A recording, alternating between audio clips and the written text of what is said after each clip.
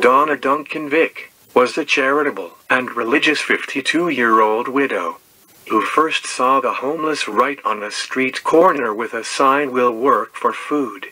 Known for ministering to and aiding the homeless, Donna Duncan had invited Gregory Wright, a homeless person and panhandler, to reside in her house in exchange for doing yard work. She also gave Gregory Edward Wright and a homeless friend, John Adams, food and a place to sleep. Wright was a crack cocaine addict. Gregory Wright was brought up in a productive family environment. Farming, school, church and sports took up all of his adolescent years. He was an athletic star and in total have approximately 20 plaques and trophy awards that depict his performance in football, baseball and basketball.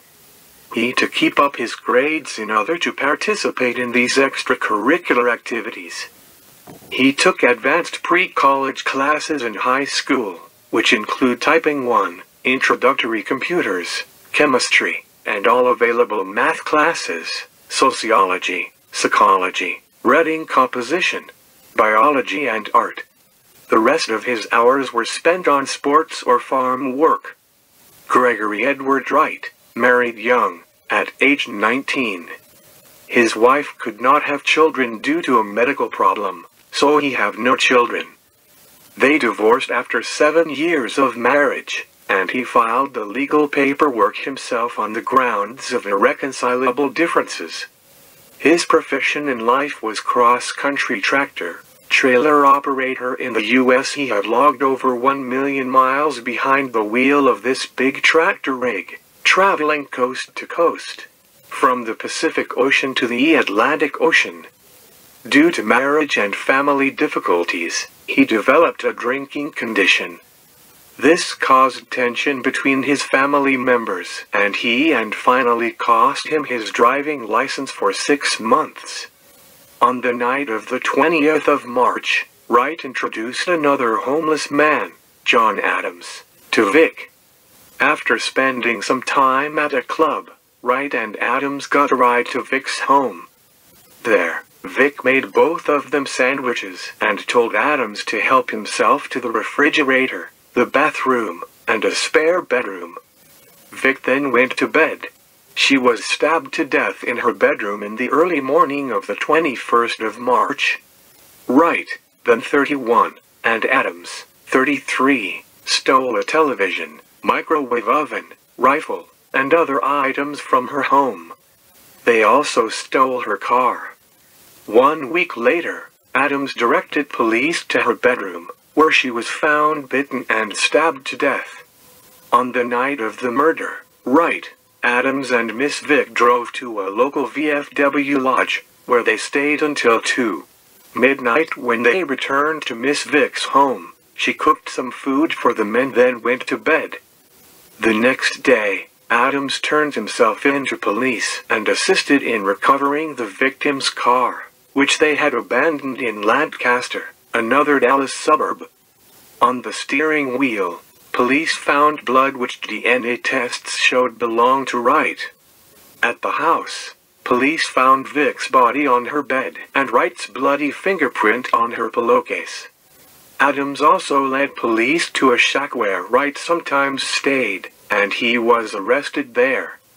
Police found a pair of bloody blue jeans, and, outside the shack, a bloody knife. DNA tests established that the blood on the jeans and knife was Vic's. Police also found gold paint on the jeans, and several cans of gold spray paint in the shack. At some point thereafter, the two men, armed with Adams' pocket knife and a butcher knife from Miss Vick's kitchen, went back to her bedroom where they proceeded to stab Miss Vick repeatedly to her death. Wright and Adams then gathered up items in the house belonging to Miss Vick, including her microwave, portable CD player, TV, VCR, computer equipment, and newly purchased weed eater, and placed them in her car where they transported them to the crack house to trade for drugs. Llewellyn Mosley, whose home was near the vacant lot where the second bloody knife was found, testified that on the night of the murder, Wright and Adams drove up to his home in Vic's car to purchase cocaine from a drug dealer who was staying with him. Mosley testified that Wright and Adams told him they had some things from a woman in DeSoto that they wanted to get rid of. After Wright negotiated a purchase with the dealer, he and Adams exchanged high fives. A medical examiner testified that more than one knife could have been used to kill the victim. Further testimony showed that Wright was known to inhale spray paint to get high.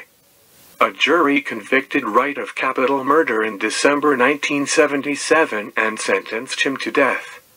The Texas Court of Criminal Appeals affirmed the conviction and sentence in June 2000. All of his subsequent appeals in state and federal court were denied. John Adams was also convicted of capital murder and sentenced to death. In their trials and appeals, both Wright and Adams blamed the other for the killing. In one appeal, Adams recanted his testimony and took sole responsibility for the killing, but he reversed himself again at a later hearing. A September 1996 execution date for Wright was withdrawn so additional DNA testing could be done. His execution was rescheduled after the results of the test were reported back to the court. "The truth doesn't matter," Wright said in an interview from death row a few days before his execution. He said he was stunned when his guilty verdict was announced.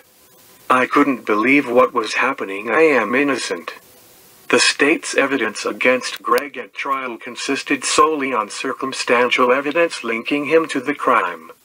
Only the statement of Adams and a convicted drug dealer by the name of Mr. Mosley, both highly unreliable witnesses with a clear motive to fabricate their testimony, directly placed Greg at the scene of the crime.